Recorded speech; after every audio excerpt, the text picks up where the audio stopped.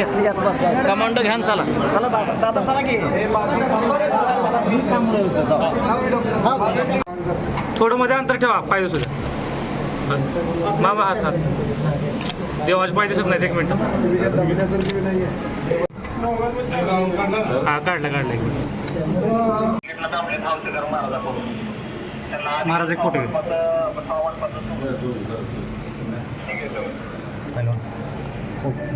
या जिल्ह्याला न्याय देण्याची या जिल्ह्याचा जो अधिकार आहे पाण्याचा तो त्यांना मिळाला पाहिजे. दादा अजितदादांची आई परवा 2 दिवसाखाली आली 1 तारखेला आणि दोन्ही पवारांनी एकत्र यावं असं साकडं घातलेलं काका पुतण्यांनी. कसं बघताय तुम्ही याच्याकडं? शरद पवार दोन्ही कुटुंबाचा प्रश्न आहे. त्यांनी एकत्र यावं त्यासाठी जे पांडुरंगाला साखर घातलं असती चांगली गोष्ट आहे. उत्तम जानकर म्हणताय की 3 महिन्यामध्ये ईव्हीएममुळे सरकार पडेल असा वारंवार दावा उत्तम जानकर करताय. काय सांगता? मला वाटतं उत्तम जानकरांना अजून बरं शिकायचं आहे.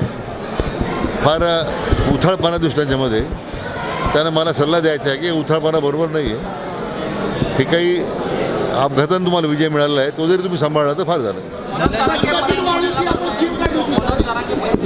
जरंगे पाटलांनी मी हीच विनंती राहणार आहे की आमच्या सरकारनं महायुतीनं 10% आरक्षण आपण जे दिलं होतं ते आता अजूनही अबाधित आहे.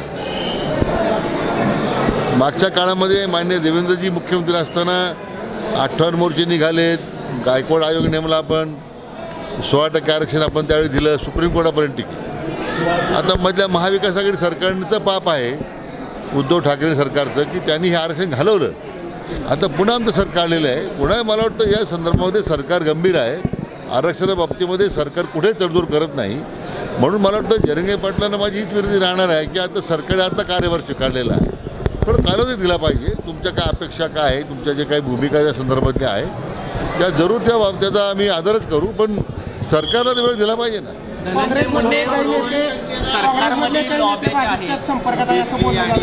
मराठा लॉबी असं चित्र उभा राहते. विरोधक म्हणतात त्यांच्यातल्या लॉब्या पुढे आलेल्या आहेत. काय वाटतं? अशा कुठल्या लॉबी नाही आहे. हे सरकार भूमिका पहिल्यापासून आमची तीच आलेली आहे की कोणाच्या आरक्षणात धक्का न लावता आपण मराठा समाजाला आरक्षण देणार आहोत. आणि त्या दृष्टीने सरकारने पावलं उचलली. आरक्षण जरी नसलं तरी वेगवेगळ्या माध्यमातून समाजाच्या आपल्या समाजाला मदत करण्याचा प्रयत्न आहे. त्यामुळे सरकारमध्ये लॉबी हा विषय नाही आहे. हे राज्य पुरोगामी राज्य आहे. त्यामुळे राज्यातील प्रत्येक समाजाच्या घटकाचा उद्धार झाला पाहिजे ही शासनाची भूमिका आहे. महापालिका निवडणुका जिल्हा परिषदा महापालिका निवडणुका एकत्रित असणार आहे का स्वतंत्र लढले जाणार? या राज्यातली प्रत्येक निवडणूक येणारी स्थानिक स्वराज्य संस्थेची ही महायुती म्हणून लढवली जाणार आहे.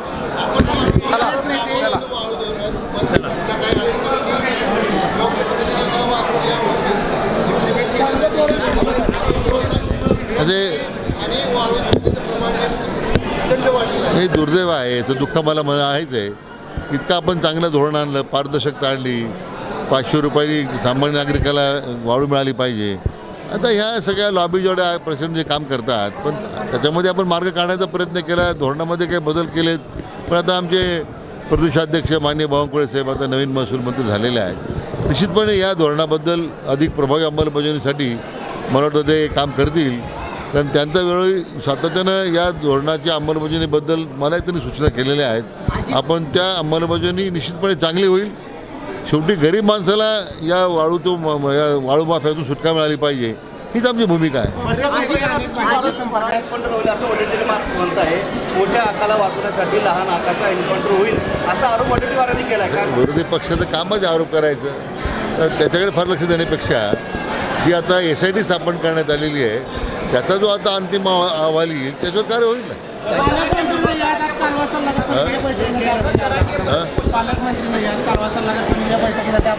नाही असं त्याला पालकमंत्री नाही. तुमचा गैरसमज आहे. ज्यावेळी तो एका जिल्ह्याचा निर्णय होतो त्या जिल्ह्याचे पालकमंत्री करतात. ज्यावेळी तो अनेक जिल्ह्यांसंदर्भात येतो त्यावेळी ते जलसंपदा मंत्री निर्णय करतात. आपल्याला मला सांगितलं पाहिजे की मला वाटतं आत्ता पहिल्यांदाच उजनी धरणा बांधल्यानंतर आज कालवा सल्लागार समिती बैठक सोलापूरला होती, नाही तर कधी पुण्यात व्हायची, मुंबईत व्हायची. मी ज्यावेळेस कार्यभार घेतल्यानंतर पाहिलं की 90% भाग हा सिंचनाचा उजनीचा सोलापूर जिल्ह्याचा आहे. म्हणून मी बैठक या ठिकाणी घ्यायचं ठरवलं. आणि म्हणून गेल्या मी पालकमंत्री असताना उजनीच्या इतिहासामध्ये आणि सोलापूरच्या इतिहासामध्ये पहिल्यांदा 5 पाळ्या पाणी मिळालं शेतकऱ्यांना. याचं समाधान तुम्हाला मांडलंच पाहिजे ना. आणि पहिल्यांदा आपण ज्या पद्धतीनं महाराष्ट्राचं मंत्रिमंडळ नाराजी काय संपायला तयार नाही, काय नेमकं कशात बिघडलंय, काय झालंय? मला वाटतं हे विनाकारण एक वातावरण कुणीतरी पसरवण्याचा प्रयत्न करते. अशी कुठे नाराजी नाही आहे. एवढा मोठा जनादेश राज्याच्या जनतेनं आदरणीय विश्वनेता आपले प्रधानमंत्री मोदी साहेबांना दिलेला आहे, महायुतीला दिलेला आहे. त्यामुळे याच्यामध्ये राजी नाराजीचा प्रश्नच नाही आहे. अतिशय एक दिलानं आणि एक मतानं हा राज्याचा कारभार सुरू आहे. आमचे नेते, राज्याचे लोकप्रिय मुख्यमंत्री माननीय देवेंद्रजी फडणवीस साहेब यांच्या माध्यमातून मला वाटतं सगळ्याच घटक पक्षांना युतीतल्या एकत्र करून हा जो जनादेश मिळालेला आहे त्याचं पूर्ण आदर करण्याचं काम आता ते करतायत. आता धनंजय मुंडेमुळे एवढ्या अडचणीत आलेले संपूर्ण महाराष्ट्रात देशभरीव चर्चा एवढी चालू आहे. राजीनामा घेणार आहेत का? भुजबळ नाराज होऊन गेलेले आहेत. अनेक मंत्र्यांना खाते मिळालेली नाही आहे, त्यामुळे नाराज आहेत. तुमच्यासारख्या ज्येष्ठ मंत्र्याला वेगळं एक साधं सामान्य खातं मिळालेलं आहे. कसं बघायचं या सगळ्या? असं आहे की मी म्हटल्याप्रमाणे धनंजय मुंडेंचा विषय, ती जी काही कायदेशीर सध्या कार्यवाही सुरू आहे, सत्य काय आहे त्याच्यामध्ये त्यांच्याबद्दल विनाकारण मग काही रान पेटवण्याचा प्रयत्न होतो का? तर ते आता एवढी SIT स्थापन केलेली आहे, त्याची घोषणा माननीय मुख्यमंत्री महोदयांनी केलेली आहे. तर जे सत्य बाहेर येईल त्याप्रमाणे शेवटी निर्णय तो पक्ष करील. म्हणून खाते घ्यायला तयार नाहीत, म्हणजे खात्यात नाही. आता काही लोकांनी नवीन वर्षात घेण्याचा निश्चय केला होता, त्यामुळे काही लोकांनी आज खाते कारभार स्वीकारला. आता मला जे या ठिकाणी खातं देण्यात आलेलं आहे, कृष्णा खोरे किंवा गोदावरी खोरे, हे काम मोठं प्रचंड आहे. कारण शेवटी जो संकल्प मान्य देवेंद्रजींनी केलेला आहे, महायुतीने केला, आणि जे स्वप्न मान्य आदरणीय प्रधानमंत्र्यांनी पाहिलं आहे, खरं आपल्याला हे राज्य दुष्काळमुक्त करता आलं पाहिजे. आणि सगळ्यात मोठं तुटीचं खोरं जे आहे ते गोदावरी आहे. आता कोकणात वाहून जाणारं 52 TMC पाणी आपण गोदावरी खोऱ्यात आणतो. या सगळ्या धरणांमध्ये नदीजोड प्रकल्पाच्या माध्यमातून ते काम सुरू करतो आहे. कृष्णा खोऱ्यामध्ये ते काम करतो आहे आपण.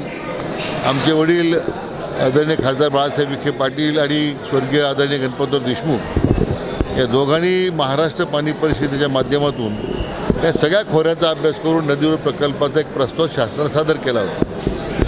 आज ती स्वप्नपूर्ती करण्याची दायित्व माझ्याकडे आहे. याच्यापेक्षा काय समाधान पाहिजे वेगळं?